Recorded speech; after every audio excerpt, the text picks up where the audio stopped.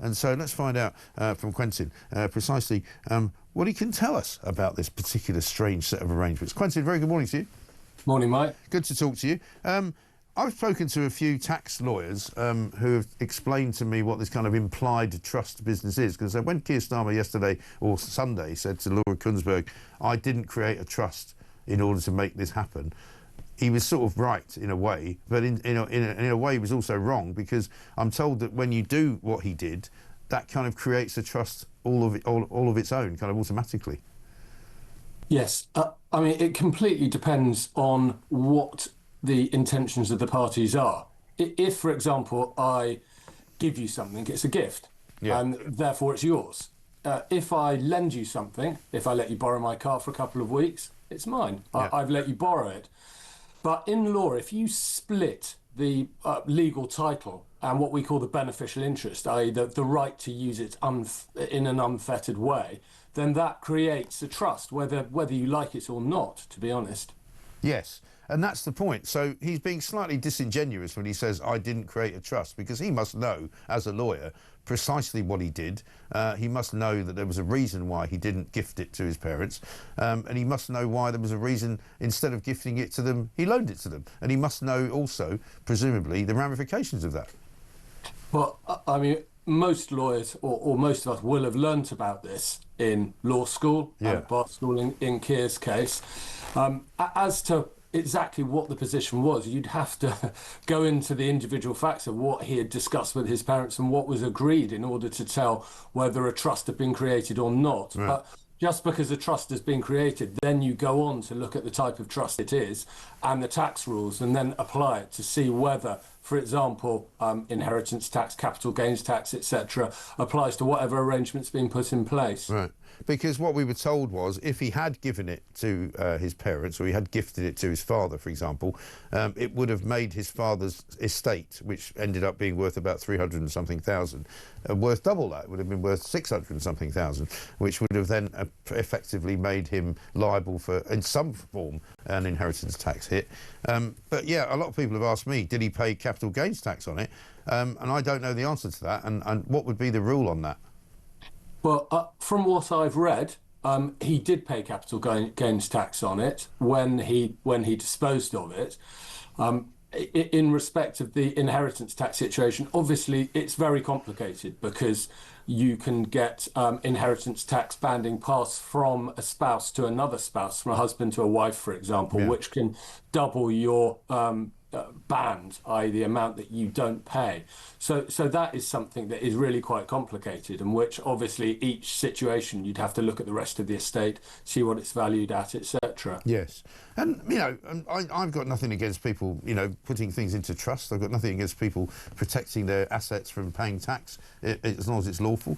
I just think that a lot of people were slightly shocked that, you know, this government, which talks a lot about people who avoid tax being bad people, even though they're doing it legally, that they're also doing it. Well, yes. I mean, this government, in common with other governments, has really cracked down on what they see as tax avoidance, effectively, as opposed to tax evasion. Yeah. But you know, the Labour government has been at pains to try to close any loopholes on tax avoidance, as far as I've seen.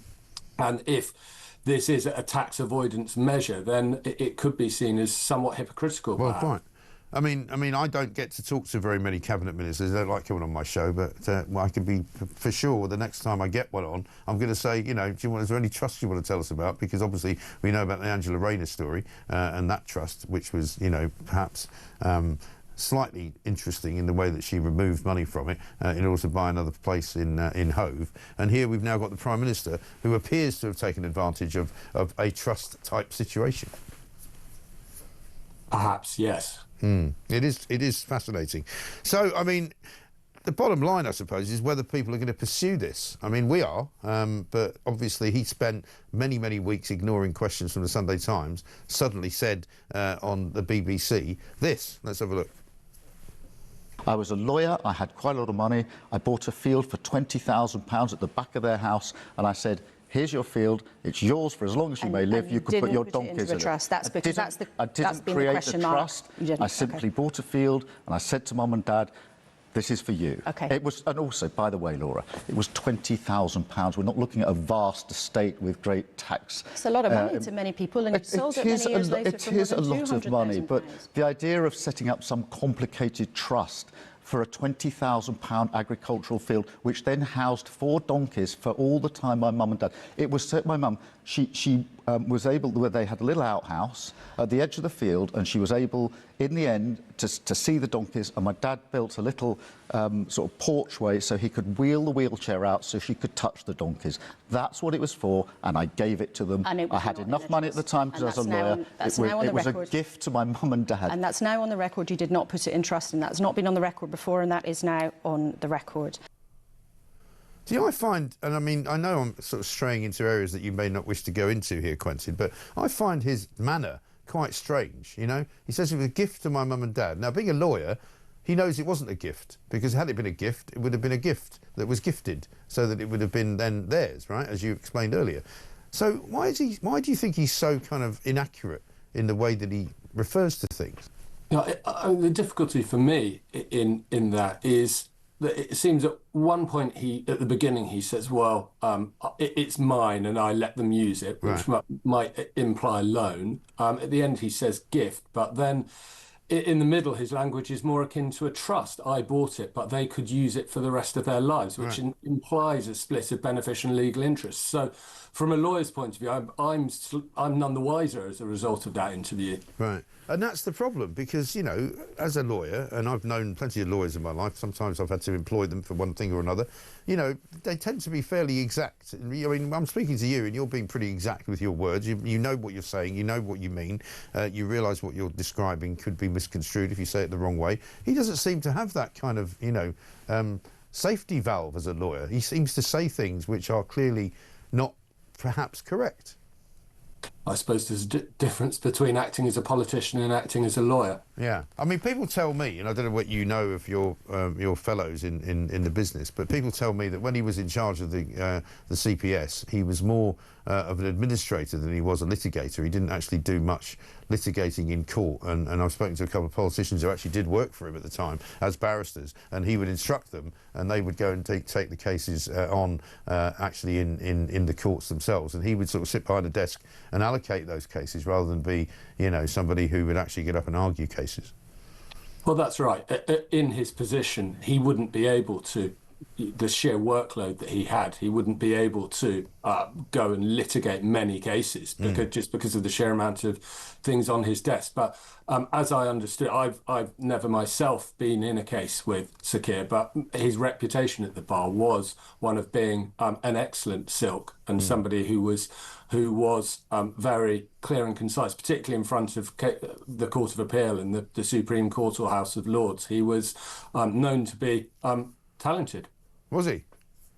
Well, I mean, I find that quite hard to believe, to be honest, because the one thing he doesn't appear to be, in my estimation anyway, is particularly in public speaking, talented. He's wooden, isn't he? I mean, most lawyers I know are pretty good at speaking publicly. They're pretty good at making arguments and making cases. He doesn't seem to be good at any of that.